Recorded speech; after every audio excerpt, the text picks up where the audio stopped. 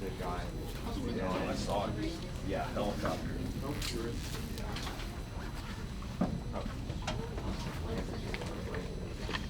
Congratulations, Eli Tomac, Cooper Webb, and Chase Sexton. Eli, I'll start with you.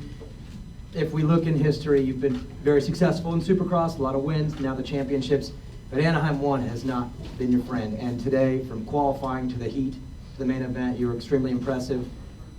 Why? Is it new comfort this year, just a mentality shift to start the season? This was incredible. I guess this experience, yeah. And, I mean, this is my 10th Anaheim 1 in 450 class, so apparently it took me 10 times to figure it out how to get everything to go the right way for round 1, you know, from preseason to the race itself. So, but overall, that was just a wild race, you know, early battling with Justin there, and then making that or crashing up the tunnel jump. I just got a little bit in the back seat of my bike, washed the front end up, and then thankfully everything stayed straight. Bars and my clutch was good and was able to stay within touch of the front. So, and the track was I don't know, probably top 3 on just pure gnarliness. The way the transitions were, and you know, you had to time the jumps literally perfect, or you'll see where you'll launch off the track and make a mistake. So, but overall, such a good start for us especially on this new platform.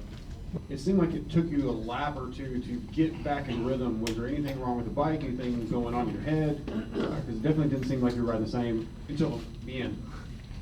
Yeah, no, it was, I don't know, the track, like Eli said, was just really gnarly. And when you make a mistake like that, what happened was I actually overjumped the quad into the corner, landed in a rut, and it shifted to third, and I didn't realize. Came out of the corner in third and just had no lift, and I tried to go for the next one and just kept casing the whole rhythm section basically, and lost what felt like forever. And after that was really hard to get back into a flow until honestly the last lap when Cooper passed me. That was my last lap felt good, and I found some different lines, and it really was just being able to move around. I didn't move around enough to see what other lines were doing, and I kind of was just narrow-minded on what I was riding. So that's something I have to adjust to, and these guys are no slouch at that for sure. They know how to ride rough tracks, and that's something that I'm still learning. But overall, it was a solid day for me. I wish I would have rode a lot better the last 10 minutes of that main event, but you know, we go back to work and work on it for next week. With all the heavy hitters in the field, everybody healthy coming A1, did you believe you would get as far forward as you did? And if not, at what point into the race did you realize you probably made more ground than expected? Yeah, like I said, the start was not good. Me and Malk kind of got into it, and then I wasn't too bad. I was right behind Chase, and I actually stalled it, and then that kind of put me back to like that you said back there. So I just put my head down. I mean, I saw up front it was a freight train, and fortunately no one was really getting away too much. So we were all pretty fast, especially at the beginning. We were all riding well and made a few passes. I mean, it's tough because A1, everyone's feisty and want to T-bone, and we're all excited. So it was just being smart, getting around guys, but moving forward, not wasting too much time, but not being stupid. And then, like you said, at the end, I actually just felt really good. The track was insanely rough, and found some good lines, and just was me and Dylan were kind of coming through, and then got around him and got around Kenny, and just saw Chase, and was able to make a pass there late. So I was stoked. I mean, I was really hoping, honestly, just to kind of get a top 5 or a podium, probably about halfway, and then like Eli said, I just kind of started clicking away, and guys made mistakes and worked out.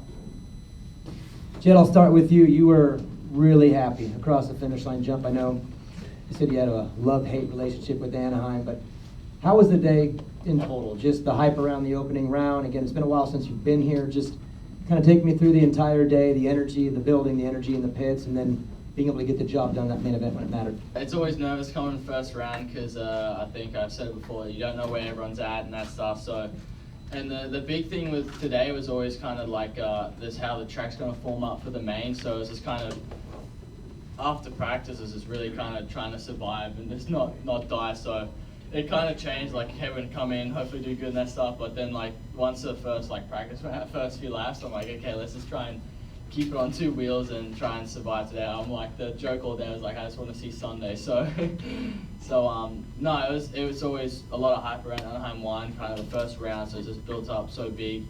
And so obviously we had quite a bit of nerves, had a bit of the rough one in the heat race at the start with slipping and that stuff, but just made sure I just kind of really focused on the the main, and ended up just doing what I need to do, and just kind of made it the safest way possible for me to just kind of go out there and just do my laps.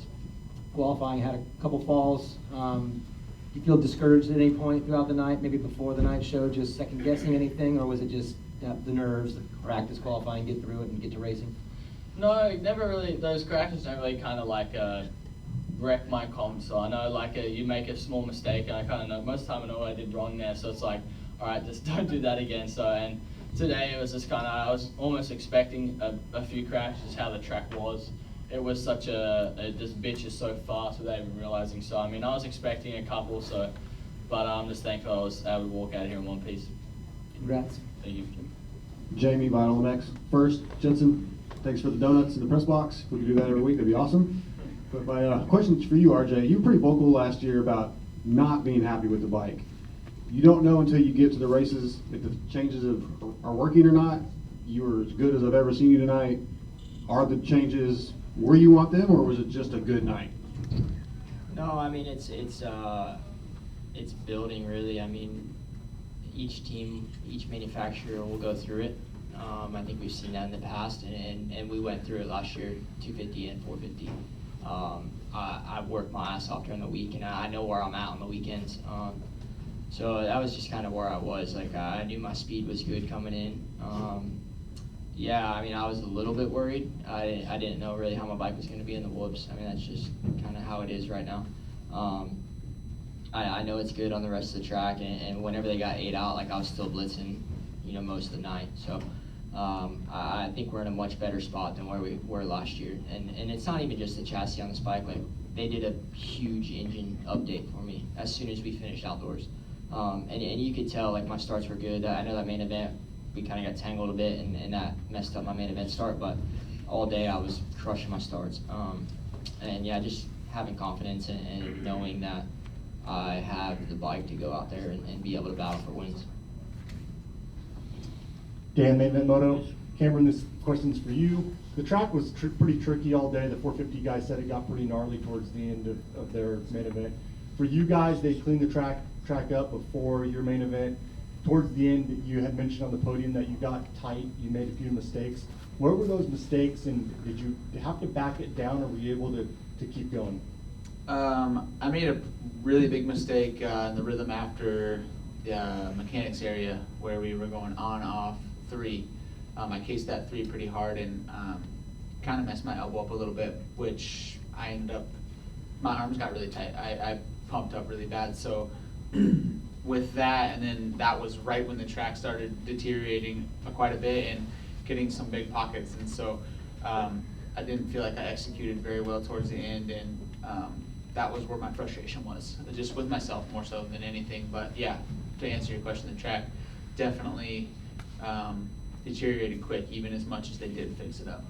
Yeah, that was a really cool opportunity that I think Lucas helped and helped a lot on with, again, the 250 guys to do like open ceremony. It's like kind of, we always thought it was all weird that the 40 guys would do it, but then you have some of the best 250 riders in Supercross that don't do anything. So I think it's a great opportunity for 250 guys to get more known, that stuff, kind of make it similar, because yeah, we might not be on as big a bike as the 450, but we're still doing the same stuff out there and a lot of the same rhythms. So we're just out there doing the same stuff. So I think it helps our sport just kind of grow a little bit more for the 250 guys and to get more known and know the riders a lot more. So I'm pumped we get to do that, and hopefully it kind of brings up all the 250 a little bit more. Justin, for kicking the tires, if you want in, get the hand up, and we'll get you in this one.